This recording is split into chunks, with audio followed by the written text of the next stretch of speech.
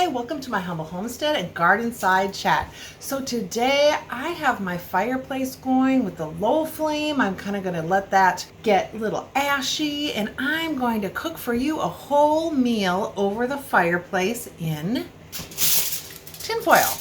So let's bring you down here. Let's show you how I'm going to prepare this food.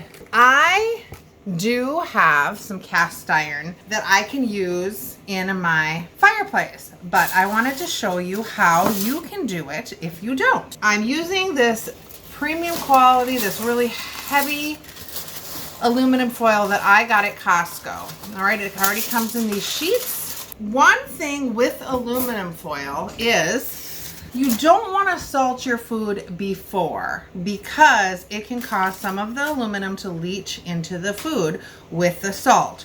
So all of the food I'm going to add, I'll add some seasonings, but I'm not going to add salt until after, all right? So one of my failures was my sweet potatoes, but I went and I found a handful of regular potatoes in my 5-gallon buckets.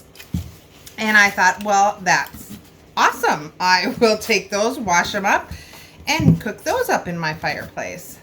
And so what I've learned is that, but I do want to say that I did dig through the bags, and I didn't, that was so dried out, and I couldn't find any potatoes in there. So I think for next year, I'm going to grow all of my potatoes in 5-gallon buckets. I'm going to go to my local grocery store or bakery, and I'm just going to get some of the free 5-gallon buckets that they use for either pickles or frosting. You can go and ask them for free. They'll save them for you. And I'm going to grow all of my potatoes, even my sweet potatoes, in the 5-gallon buckets. That seemed to have worked best. What I did, and I also took some slices of the butternut squash that I did not dehydrate. I have 2 of them here. And I just added just a tiny bit of olive oil on the bottom sheet. And I'm going to add just a little bit on the top. Now on this one, I added just some cinnamon. For this one, I'm going to make it a little bit more savory, but I'm not going to add the salt until the after. So I'm going to add, I thought I had pepper. Oh yeah, here we go. I'm going to add some pepper and some garlic powder. A little bit of that. And then what I'm just going to do is I'm going to wrap it up. Now this one's a little bit bigger, so I'm going to use 2 pieces. And these I'm going to put directly into the little ashes of the fireplace. And I will bring you over there and show you how I do that. Now for the potatoes, I just kind of jab some little fork holes in there. And I do always like to put just a little bit of olive oil, kind of roll them around in there. And then I'm just going to wrap these up in the tin foil. I'm going to have one for dinner, and then the other one I think I'm just going to make and do maybe a loaded potato for lunch tomorrow. And then I'm going to make a piece of chicken. You can use whatever meat you want. And I do have some olive oil on the bottom. I'm going to put some minced onions. What I also like to do is to take a whole onion and add it, but I don't have any fresh onions, so I'm just going to put minced dehydrated onions in there. I'm going to take my chicken. These are just kind of chicken tenders. Oh, I might even have enough for 2 meals here. I'm going to do 2 packages of these. Okay, wash my hands. Now I'm just going to use some of my dehydrated fresh herbs that I had gotten, and I'm going to put a little bit on each, and then I'm going to add some garlic. This is just plain garlic powder, and then I'm going to add some pepper. And once again, I'm not going to add salt to this, and then I'm just going to wrap this up. I might add just a little bit more onions on the top here. All right. Now I'm going to bring you over to my fire, and I will show you how I put it in the fire. So I don't really have it flaming too hot here. I do have some logs, so it'll keep burning, and this is kind of ash. There we go. So I am going to put this all around here.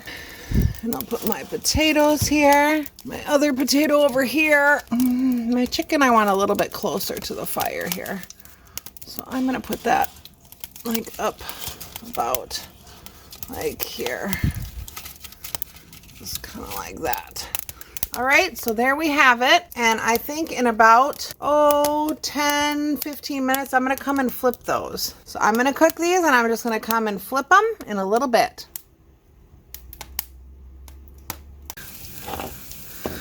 All right, so here we're just been giving it a little turn here. I just want you to show the progress of it. So everything's cooking up really well. I have a couple pieces of wood up here that I have the chicken and one of the butternut squash, and then I have the 2 potatoes down here and the other one here. And it's cooking up, it's smelling good. So I'm gonna give it about another 15 minutes and then we'll give it a check.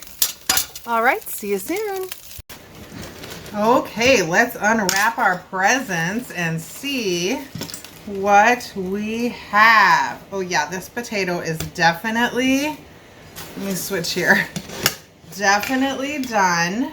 Slice it right down. Oh yeah, look at that. Delicious. Let's open up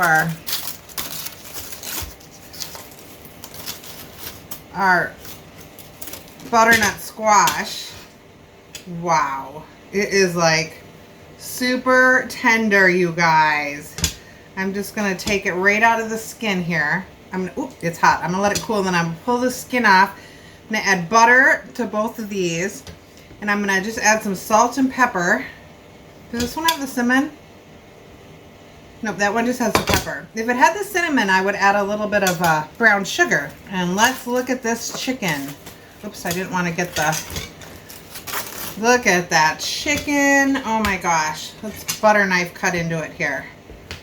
You want to make sure the chicken's done in the middle. Yes, it is. Look at that. All right, I will try a bite of the chicken.